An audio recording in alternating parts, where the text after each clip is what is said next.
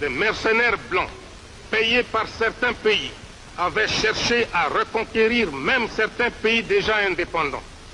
C'est le cas de la République démocratique du Soudan, de la République fédérale du Nigeria et de celui de mon pays, le Zaïre.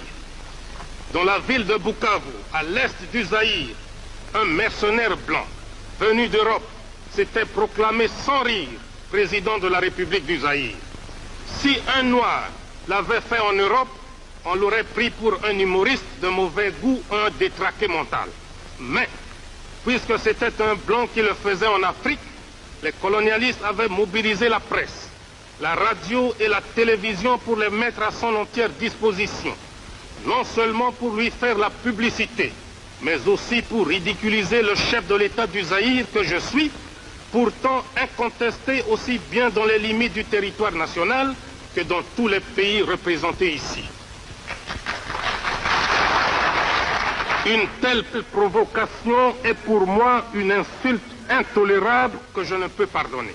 Au moment où je vous parle, la situation anachronique qui prévaut actuellement en Angola, en Rhodésie, au Mozambique, en Namibie, en Afrique du Sud, est impensable sans un soutien réel de certaines puissances occultes.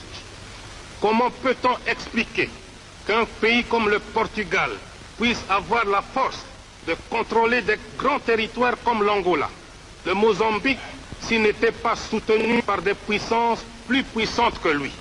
En effet, le Portugal est un pays économiquement, socialement et culturellement sous-développé, sans démocratie.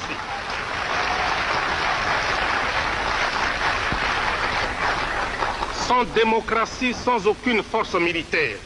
Son seul record est le taux le plus élevé d'analphabètes en Europe.